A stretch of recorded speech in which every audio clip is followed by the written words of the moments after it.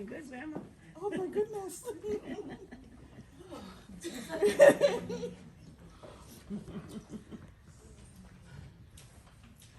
Greetings, faculty, staff, families, friends, and of course my fellow cohort members.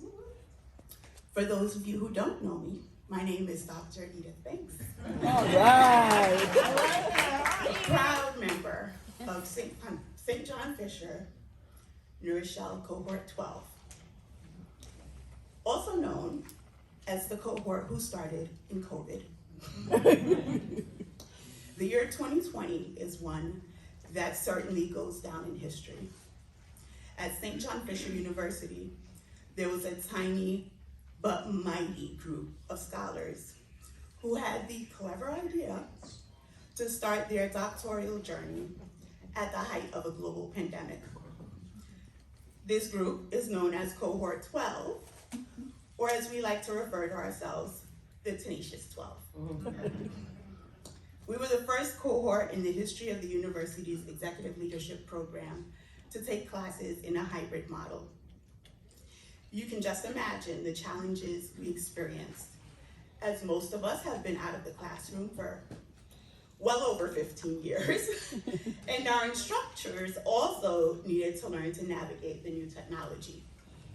I don't even remember how many times we had to say, take yourself off mute, or you forgot to share the sound on the video.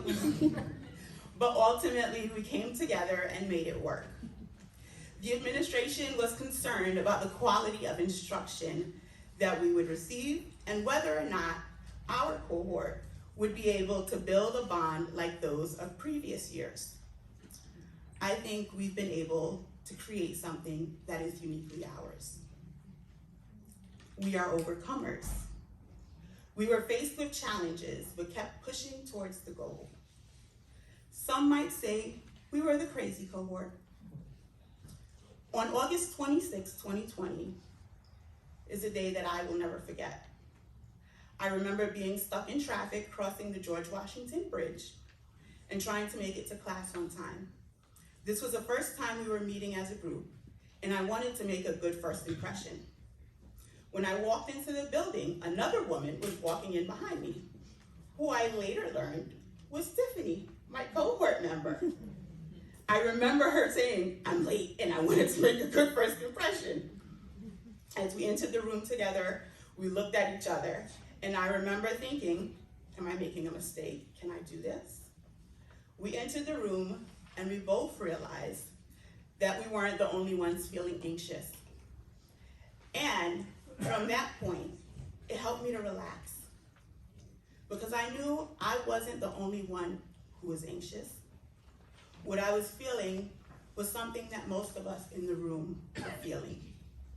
I share that story only because while we each have taken our individual paths to arrive at this point, most of us have shared the same emotions: stress, anxiety, insecurity, excitement, and today, pride.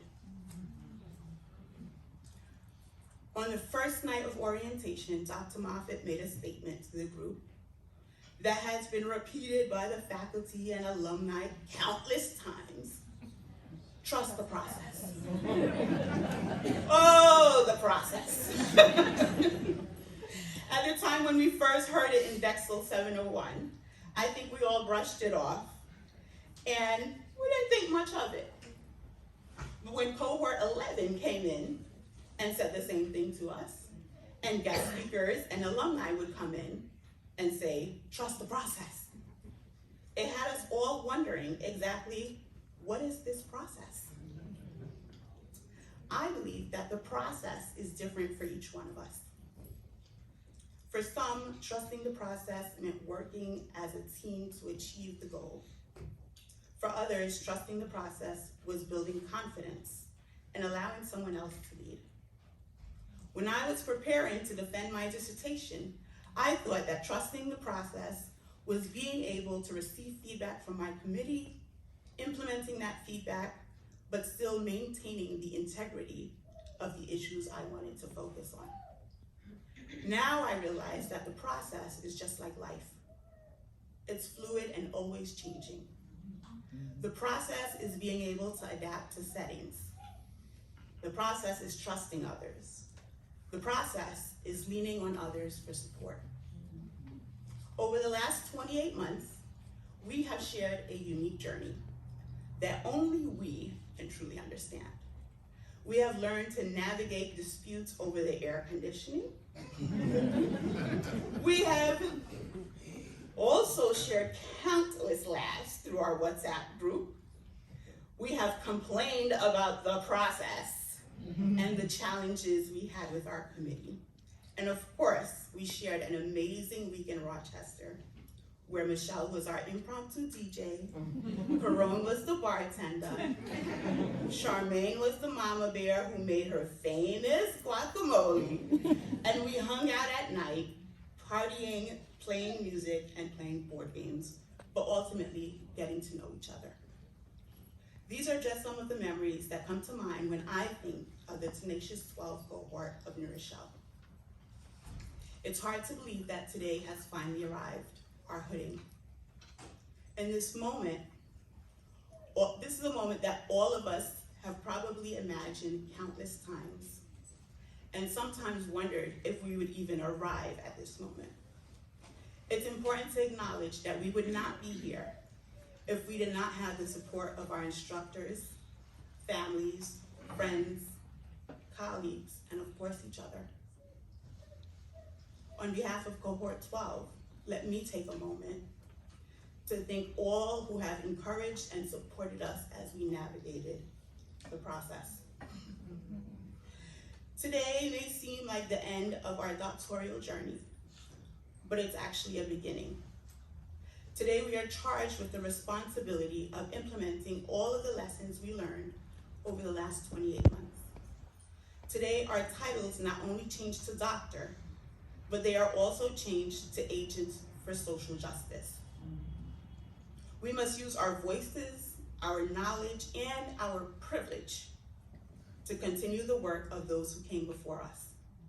As the 1% of the population who hold doctorate degrees, we have to do more. We have to make a lasting impact for the benefit of generations to come. Most people say that 2020 is a year that they want to forget because of all of the devastation caused by the COVID-19 pandemic. I hope that my cohort will always remember it as the year they called us crazy, because we enrolled in a doctoral program when the world around us seemed to be crumbling. We still had a vision that things would get better, and we wanted to be part of that change. 2020 was the year we committed to making an impact in the world. Together we have overcome insurmountable challenges, but that just proves that we're overcomers. As the months and the years progress, let us never forget about trusting the process. I'm honored to have walked this journey alongside each of you. Thank you for challenging me to stretch beyond my comfort zone. Thank you for creating a safe space. And thank you for being uniquely you. Those of you in Cohort 12 understand the significance of a sunflower to me. Sunflowers always turn their heads to face the direction of the sun. This serves as a reminder to focus on positive things. And let's not forget that on cloudy days, sunflowers turn towards one another to help hold each other up. Let's do the same thing. Let's focus on the positive and let's provide support to one another. In the words of Steve Jobs, here's to the crazy ones, the misfits, the rebels, the troublemakers, the round pegs in the square holes, the ones who see things differently. They're not fond of rules. You can quote them, disagree with them, glorify or victify them. But the one thing you can't do is ignore them. Okay. Because they change things. They push the human race forward. And while some may see them as the crazy ones, we see them as genius. Because the ones who are crazy enough to think that they can change the world are the ones who do. My fellow doctors, I congratulate you on this major accomplishment.